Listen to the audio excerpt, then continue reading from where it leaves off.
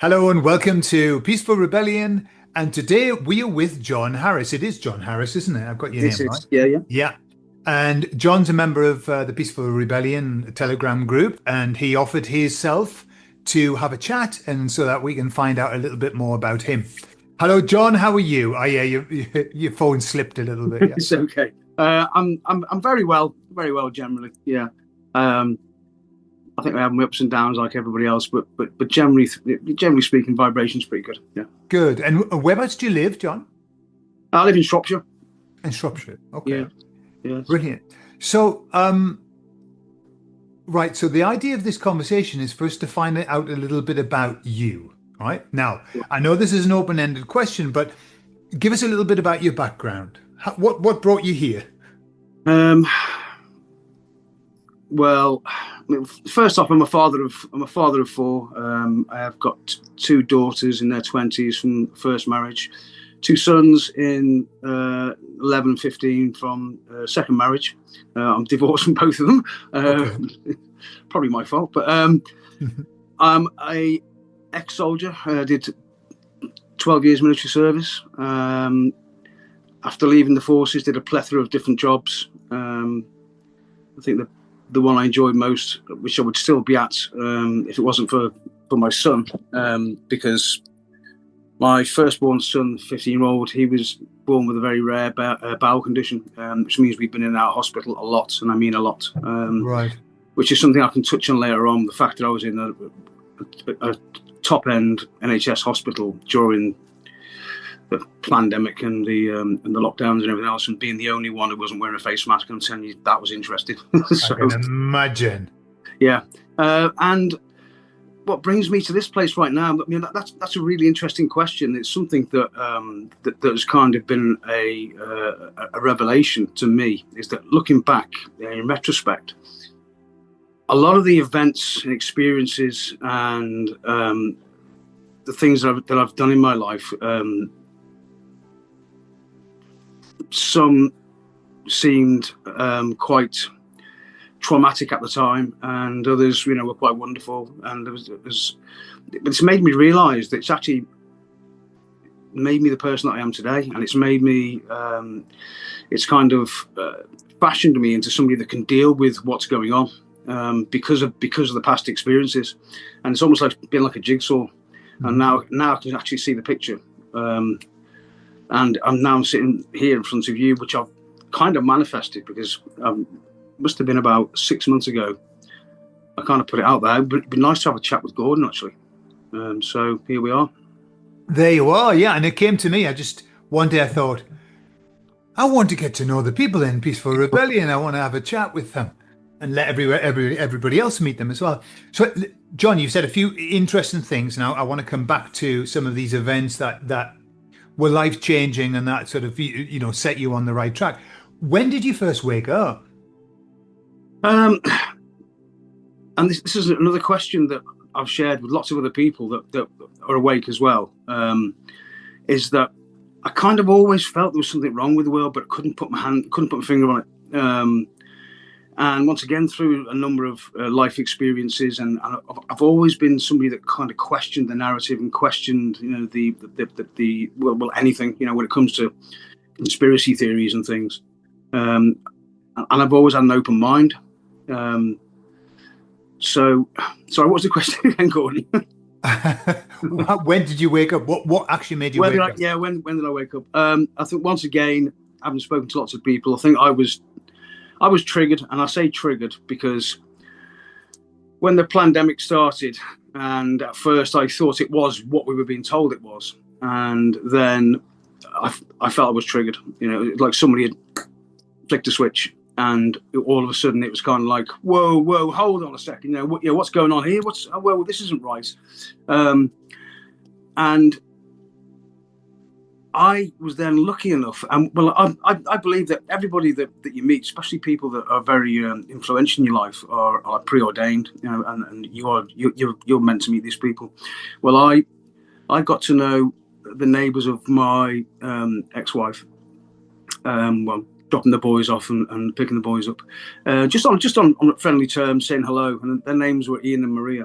But I could tell they were very, very spiritual people because they had lots of signs going on, in the garden and that sort of thing. And very shortly after I was triggered, within a day or two, I think I was dropping the boys off, and I saw Maria next door, and I just said, Maria, can I just ask you? He said, do you think that this whole COVID thing's like is real kind of thing? And then she just looked at me, and these people, I found out later, have been awake for about 20 odd years, Gordon. So she just looked at me with a knowing look in her eye, and she said, come by and see us this evening, which is exactly what I did. Went round and spoke to them for a couple of hours, and walked away from there with a completely and utterly different perspective on life in general. And it was quite extraordinary. And then that was me down the rabbit hole, or rabbit holes, because there isn't just one, is there? You get down to the bottom of one, another one appears. So so I was really triggered in early 2020, and I've been on an extraordinary journey ever since. Well, I've been on an extraordinary journey since day one, but it's intensified, shall we say, over the last 5+ years. Yeah. Okay, so I mean, that beautiful, and thank goodness that those people were there. And these things happen for a reason, don't they? They're not by mistake, are they? Yeah. Of all of the things, all the rabbit holes that you've been down, all of the things that you found out, which was your biggest disappointment, or one that affected you the most that you found out? I haven't been disappointed necessarily by anything, really. It's one revelation after another, and it's made me realize that I can hone and use my intuition and my discernment. It's also made me realize that it's not necessarily the new things that are coming through, and the new technology and the new knowledge and stuff that's really important. It's more important and certainly more difficult to unlearn the things that we thought were real, and we thought, the belief systems that we've been programmed to take on board as our own. So, yeah, I'm not necessarily disappointed by anything, and I'm sure as shit not going to be surprised by anything anymore, Gordon. Try and surprise me. It is difficult these days to be surprised by something. Yeah, well, if Jesus and Elvis turned up on the back of a Tyrannosaurus Rex, knocking on the door asking me to come party, I would just ask them, what time and what show wear. Yeah, very good, very good. So, how has waking up changed your life? It's made me see life for what it really is, and that's been empowering and also scary, in equal measure, I would say. And if I was the guy in the Matrix who had the option to go back asleep and forget it all and be a rock star and all that sort of stuff, I couldn't do it. I couldn't possibly live a lie, couldn't possibly live a lie. And then once you see that the deceit and the amount of plan, you've got to hand it to them, Gordon. They've been cheeky bastards about it, haven't they? They've been really clever. They've been really, really clever. They've covered every angle. But how's it changed me? It's made me become more authentic, and it's made me take a really, really good look at myself, because I think that the inner work is probably the most important for anybody. And you hear the expression, the dark nights of the soul. Well, I've been through many dark nights of the soul. I don't think there's just one. I think there's, because it is literally like realization after realization after realization, and each one is like just a rung on the ladder, taking you up, to not enlightenment as such, because I believe we're born enlightened, but certainly it's taking you to a high level of consciousness, and that's for sure. Yeah. I agree. You were talking about events that have happened to you in the past that have kind of, when you look back in retrospect, were really, really important, but at the time they seemed very tough. What's the toughest thing that's happened to you that, and when you look back, you think, thank goodness that happened. That was major in my life. The breakup of my first marriage was pretty traumatic. I mean, there's been lots of traumatic events in my life and I'm sure I'm not in any way unique in that. But it's the old adage, isn't it? You know, what doesn't kill you makes you stronger. And it's kind of, you've got to go through these experiences to grow. Yeah. You know, as a person, as a soul. Sure. So there's been many. There really has been many. I'm not going to harp on about it because, you know, I want this conversation to be light, and I want this conversation. I mean, you know, I'm a big believer in laughter because God knows we've needed it over the last 5 years, and sure. I think that if you let them beat you down and you're constantly putting out this energy of negativity or anxiety or fear and stuff, and like you've mentioned with the Lucian, they're just feeding on it, you know, and I won't give it to them anymore. Sure, Gordon. Sure. I won't give it to them anymore. I'm going to keep the energy to focus on things that are beneficial to me and to those who I care about and to those around me, and also, if you believe that, you know, that you are putting out good energy, that has a ripple effect, and therefore to maintain like a positive vibration and a positive frequency, you are literally affecting mankind, you know. And it's the mass, you know, manifestation theories, you know. If enough of us believe a certain thing or feel a certain thing and project our energy onto a certain thing, we can literally make it real. So absolutely, yeah, absolutely. So when we joined up, you were doing a tuning fork exercise there, so a calming one. What tools, you know, now that you've kind of gone, because you go down the rabbit holes, you also find stuff that can help you and stuff that can make your life better. What tools have you got now? Well, you know, I amassed a toolbox in the first couple of years of being awake. It was everything from singing bowls, crystals. I did smudging, meditating, cleansing with selenite and the tuning fork, and it was all these things. They came to me from a source that just resonated with me, and I just thought, yeah, I need to try that, or I need to try that.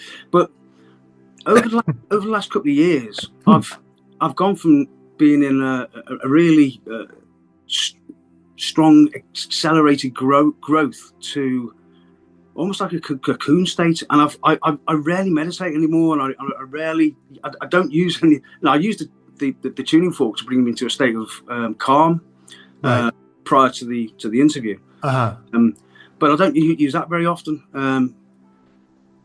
I just feel that I don't need to, and that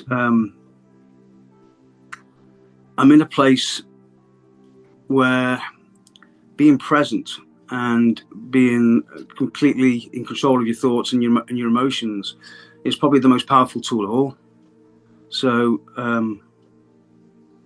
yeah, I mean, I do smudge from time to time, because I do believe in negative energies being within, you know, households and dwellings. But it was a pretty overfull toolbox at one point. And I resonate entirely with what you're saying, you know, because I've been awake for let's say 20 years now. Yeah. And of course, when you start saying this is bad, and you've got to cleanse, and you've got to put yourself right, you've got to get yourself sorted and all of that. Yeah. Well, I just went down every single thing that you could do. I did, and my cupboard is overflowing with stuff. Yeah. But like yourself now, I've done everything, and now I've got a very, very narrow focus on what I like, what works for me. Yeah. But I love what you're saying about the actual being present and focused, and, you know, being here is probably the biggest tool, the strongest tool that we've got. Yeah. I mean, I read or heard somewhere relatively recently that about 80% of your thoughts are not actually yours. Sure. And then when I won't go into it, when you break it down, you understand that that's probably quite right. It's probably right. So you need to be present, and you need to be, conscious of your thoughts. Yeah. And there's one thing that I've found particularly useful is that I'm now trusting my feelings rather than my thoughts. I think your thoughts can be manipulated, and I think they can be off. But I've never, ever, ever been let down by my intuition, by my feelings. They're the most powerful, and I think that's as we grow, as the consciousness and awareness is lifted, I think people will be able to access that more and more and more, and it will all be about feeling. It will all be, not even emotion, because emotion is normally reaction to something. Yeah. But feeling is, it's very, very powerful, very powerful. I mean, when in 2020, when it all went down, and then I was speaking to Ian and Maria, and I said to them, listen, I really want to connect with my higher self, and I'd heard a lot about the higher self and this, that, and the other, and they said, well, just ask, just ask. And what I started to do is, even though I was meditating throughout the week, on a Friday night, I would have almost like a ceremony. I'm not going to call it a ritual because there's too many negative connotations attached to ritual, but it was a ceremony. And I would have a shower, put some nice clothes on, do some candles, play some really nice music, a really good hertz, like 432 or whatever, light some incense. I would state my intention. And my intention was to connect with higher self. And then I went to a deep meditation. And I did this every Friday for about 6 or 7 weeks. And we started to get a bit disappointed, because even though I was getting bits and pieces coming through during the meditation, it wasn't, I didn't feel I'd met my higher self. Yeah. And then I surrendered, and then I gave in. I said, well, okay, it's fine. And I know you've done a video on surrendering, and it is, once again, that's very, very powerful, very powerful. And so I surrendered, and then one day I was just stood, that's about 5 o'clock, it was the 22nd of May 2020, I'll never forget the date. I was stood washing up some dishes on my own, looking into the back garden, nice sunny day, just daydreaming. And then I was washing a soup bowl in a clockwise direction, and I realized I was no longer in control of my hand. It was like I was in autopilot. And then I became aware that there was a presence within me. And then I realized that I was connected with my higher self. And then, Gordon, the words don't exist to do it justice, but the sensation that poured through me was, it was pure love. It was pure love. It was source. It was God, creator. It was my higher self, and it was so intense. I had to clutch onto the side of the sink to stop my legs from buckling, and then I just felt that this is who and what we are. And it was a we. It wasn't a single entity. And then just when I thought that, and it was it's the most orgasmic, beautiful, intense, incredible sensation. Just when I thought, and I was blubbing, snot bubbles, really tears streaming down my face, and I just thought, this is incredible. And then it was like someone turned it up a notch, and it come in even more powerful. And wow, just wow. And that changed me. That changed me because I knew that there was more than me. I knew that there was a creator. I knew that there was a soul. I knew that I'd experienced it physically. It was no longer a belief or a faith. It was a knowledge. It was knowing. I know that there's a higher power. I know because I've felt it. Sure. So, and that took all the fear out of my life as well. It took absolutely all the fear, because if the biggest fear that anyone's got, let's face it, is that you're going to die. Sure. It's death, and that death is not the end.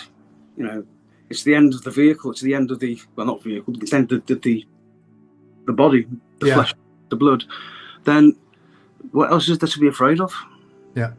So very true. Very true. And then shortly after that, with the mask mandate, I found myself on the high street with a big placard warning people about dangers of wearing masks. And on the flip side of it, it was telling people there's no scientific evidence whatsoever to support the fact that a mask will save you from contracting a virus. And I stood on the high street for 2 hours every day not every day, Monday to Friday for about 5 weeks. And people spitting at me and all sorts. But I suppose they would have to drop the mask to spit at you, though. They would have to drop the mask, then spit, and then put the mask back up. Yeah. They did, yeah. Yeah. It was only one person. I say people spit at me. I got a lot of positive attention as well. Yeah. I got a lot of positive comments. And then I went to the stand in the park, in our local park, and there was a few people there. So we started talking. And then that developed organically into a group, which people would meet at my house. And it was 6, then it was 8, and then it was 12, and then it was 16. And I just couldn't, just through word of mouth. And this was during lockdown as well. My neighbours was thinking, what the fuck's going on here? Because people are just turning up in droves, getting big hugs on the doorstep and everything. And they're all twitching behind the curtains. And then the group just developed. And I had to start hiring church halls. And we would always do a meditation, and then we would always play a game, even if it was just bouncing balls into buckets or something, just to keep the childlike, playful spirit. And then we got into the serious stuff, which was talking about what the hell was going on at the time, because we were the only people we could talk to about it, And the group developed at its zenith. It was about 60 people, and then all of a sudden, for no particular reason, everyone just drifted off. Yeah. And at first, the old ego says, well, what's the problem? What have I done? What have I done? And then once again, I just surrendered and relaxed into it. And then I started to go in. I started to step away from it all. I started to not pay much attention whatsoever to the external, because it wasn't beneficial. Mm-hmm. So I realized everyone was doing the same thing. They were all going in. They were all going into almost like a cocoon state, working on themselves and, all that. So, that was quite extraordinary, that group. But it also, once again, in the group, I met a gentleman called David Bingham, who's extraordinary. He's got a book that was #1 in the Amazon book chart in spirituality. It's called Effortless Being, by David Bingham, by the way. I'm not plugging his book. I'm just saying this guy was just incredible. Called Effortless Being, did you say? Effortless Being. Yeah. Okay. But he connects with people all over the world through Zoom meetings like this, that have read his book or that are aware of his channel or just aware of him and what he does. And if I consider myself to be awake and certainly on the path of enlightenment, Dave's like quite a few stages ahead of me, and without sounding, egotistical, I got to a point where I thought that there weren't many people out there that were kind of on the same level as me, Sure. But then again, I think the awakening process is all about levels. It's all about, how many rabbit holes you've been down and how much self-realization that you've kind of had and yeah. That's really good, really interesting what you're saying about the groups being formed and then just drifting away. And I've seen that in my life. I've seen that with a lot of people. It was right at the time. It's what we needed. Yeah. But then everybody realizes, and this is one message that the emissaries just keep giving me is go inside. So go on your inner journey. The outer journey is great, but the inner journey is the most important, and it's the biggest one, Yeah. But what if someone was to say to you, if you were to explain this to somebody that's just about to wake up or is waking up, and they were to say to you, what exactly do you mean by the inner work? What would you say? The inner work is okay, and I think it's coming up in a video that I've just recorded. The inner work, if I give you a metaphor, is this: we are born diamonds.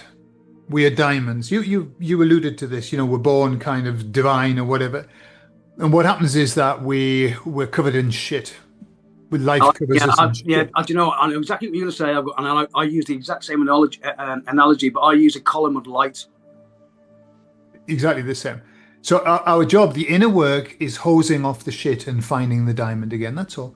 Yeah. Because when we find the diamond, what we realize is the diamond is divine, and therefore the return to God is easy. It's easy, but we've got to get rid of it. We've got to clean off and find out who we are. That's it. Yeah, I found also with the inner work is going back throughout your life and looking at all the significant moments, and especially the times when you may have done somebody wrong, or someone may have done you wrong, and you've got to go through the self-forgiveness or the forgiveness, forgiving them. You've got to cleanse yourself, because if you're carrying grudges, and unless you really do take a good look back, you can be carrying grudges without even realizing it. And then one day, something will raise its ugly head, and it'll remind you that's what happened to you, and you never dealt with it. Yeah. So it's about going back and taking a look, and taking a good look. And it's fucking hard, Gordon. These are the dark nights of the soul, is when you go back into your life and you take a look at all those, those events, traumatic or otherwise, and well, as I say, you forgive, or you analyze, or you look at it and think, well, I did that then because that's the person I was then, but I'm not that person now. And it's I don't think there's a guidebook for anybody who's waking up, because we're all different. We've all had different journeys, and but I would say to people that they're waking up, there's certain things you need to do. You've got to keep your sense of humor. You've got to laugh. You've got to laugh as much as possible. I mean, when I was in the thick of it, and it was really starting to get to me. I had these things I did every day. I danced every day, and I sat quietly every day, and I watched like some of the old comedy sketches. Like some mothers do have them, or it ain't half hot, mum, and all the old stuff. I would watch some of those on YouTube at night and have a real good laugh. Because it was important. But yeah, I'm glad I was in the first wave, Gordon, because those people that are starting to wake up now, they've got a lot to take on board in a short period of time. Tremendous amount. Just talking about what you were doing, dancing and all of that. I read a beautiful thing just today, I think, and it said, a bird doesn't sing to make itself happy. Sorry, it doesn't sing because it's happy. It sings to make itself happy. And like, if we dance, or if we move, or if we sing, or if we play music, or whatever, it actually makes us happy. It changes the vibe. I think you've got to form routines, because even if you're feeling a bit anxious, or you feel a little upset about something, or you've just discovered that the sun isn't 93 million miles away, and it kind of hits you and stuff. You've got to stick to your routine, but you've still got to dance, but you've still got to laugh, but you've still got to do that, and you've got to kind of force yourself, and you've got to use a certain level of discipline, Yeah. So I mean, I've been listening to. I love to cook, and when I'm in the kitchen, I like to listen to relevant stuff. Like Carl Jung is really. I don't know if you're aware of Carl Jung's works, but it's all about the awakening process. Sure. And he whenever I listen to him and I'm cooking and shit, kind of like it's another like revelation. It's kind of like, that's exactly what I'm going through. Or there was one the other day, and it said like people going through the awakening process might find themselves waking up at between 3 and 5 o'clock in the morning, and that's been happening to me for months and months and months. Not every night, thankfully. Yeah, I could be a proper grumpy bugger, but it happens regularly. Say at least twice a week. And he was explaining that your higher self, or your intuition, or has a message for you, and because your mind is so busy throughout the day, and you're doing this and you're doing that sort of, it picks one of the most sort of like vulnerable periods of time, which is 3 to 5 o'clock in the morning. So I can wake up you know, and all of a sudden it's fucking Billy Smart's circus, you know. Remember that thing that happened 25 years ago? Yeah, I remember he said that to you. Oh my giddy aunt. And then it's about just quieting the mind and saying, what is it that you need me to pay attention to? What is it or what message have you got for me? And it could be a visual, you know, and that stay, you know, we say stay in bed, don't start looking at your phone, don't, you know, just relax into the, you know, you're warm, you're comfortable, just relax into it, see what happens, you know. So yeah, it's and Alan Watts and people like these, you know, there are people out there, and as with all like religious scriptures, I find that I can find a nugget which is relevant to me. Yeah. I don't have to agree with the whole scripture. Sure. You know, I can find a nugget that's relevant to me. Sure. You know, and that's like that's another piece of my jigsaw. It's another piece of, you know, my belief systems. Yeah, yeah. Talking about belief systems, and John, you talked about it when you were talking about the feeling that you got, that pure love. What are your beliefs? What are your core beliefs about? I'm talking about spiritual beliefs.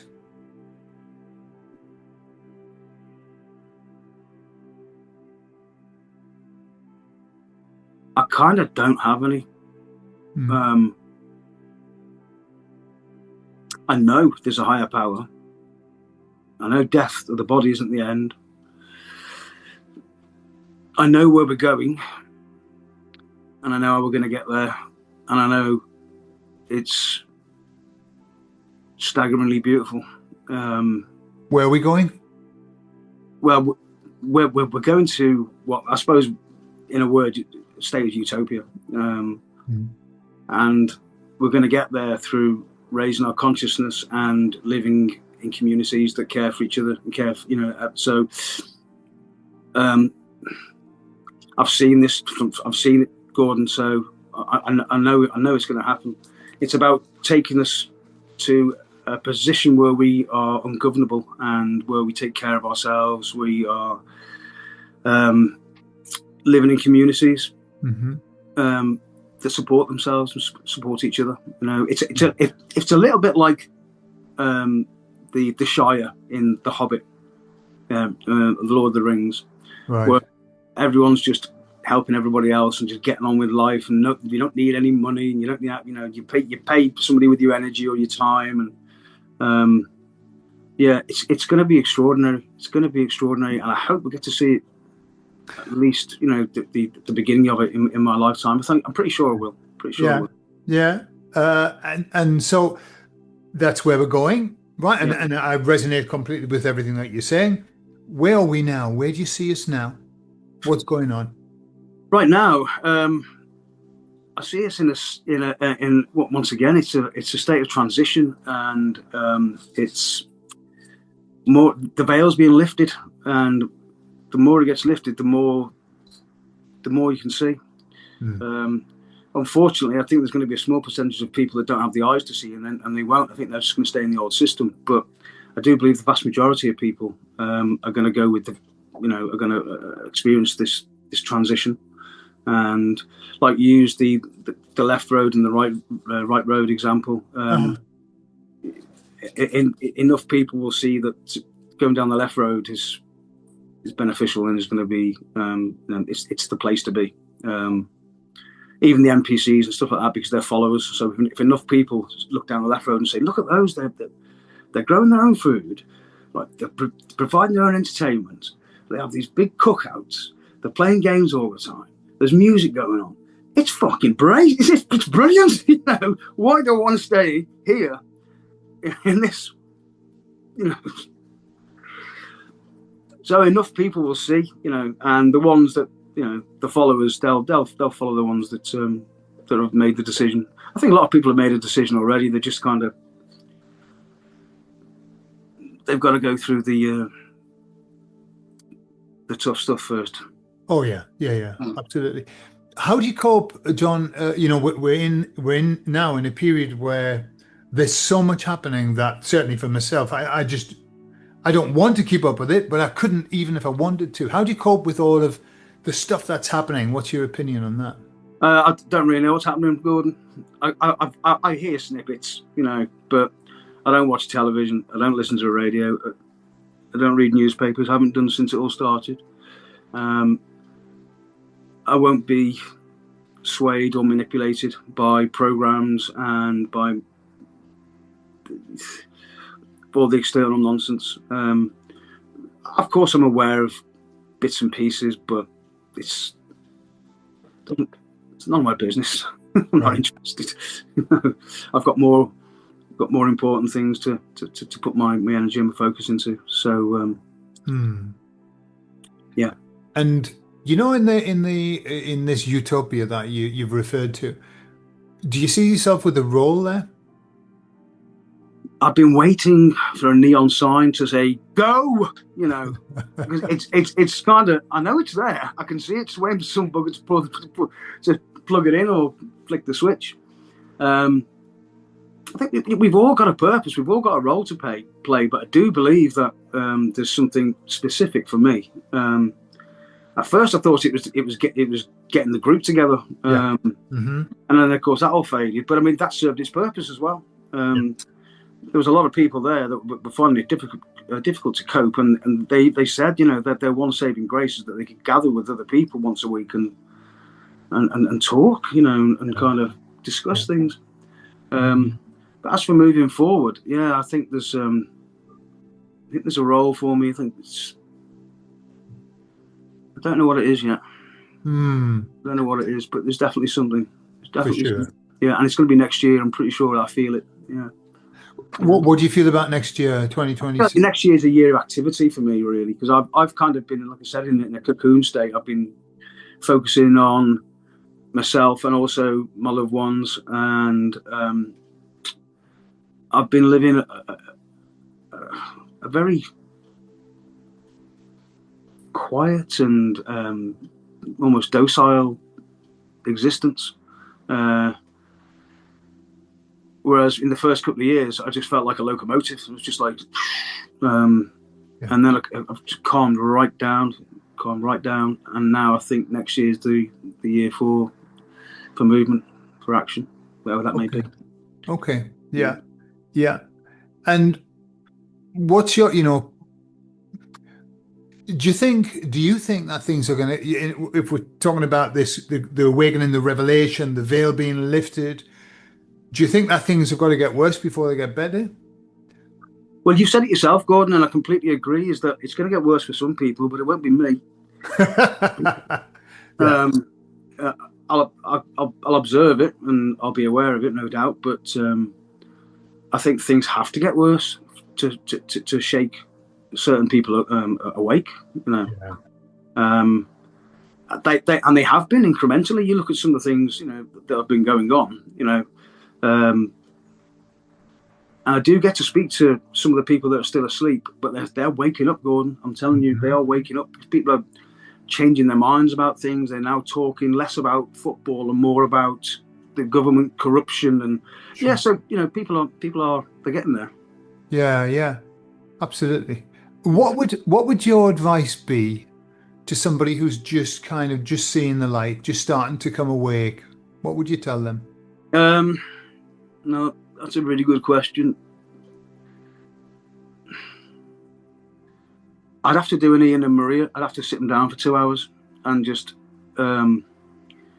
you've got to be, I suppose you can't say too much. You can't start looking at like the satanic angle and the child abuse and all that sort of stuff, because then it's just too deep and it's too much too soon. So we need to act with compassion and with understanding, and you need to really, if I'm going to give them one piece of advice, is find somebody that's awake, just somebody that will support you and know what you're going through. And I think that those of us in the first wave, which were definitely a small minority, were woken up, and I spent 5 years accruing the knowledge and hopefully doing the inner work. So we're placed perfectly to support people that are starting to wake up now. Yeah, I do think that's there's a reason why we were chosen to wake up, or why we chose to wake up earlier, is to get ourselves in a place where we can help other people. Yeah, definitely. Yeah, I think that's a divine role as well. So I think that's something that we've all written into our journey, our timeline prior to coming in. Sure, absolutely. So what, just on a practical level, so do you work now? Yeah, oh, can you believe that? We got knocked on the door. Oh, Okay. no worries. You go and get it, and then we'll continue.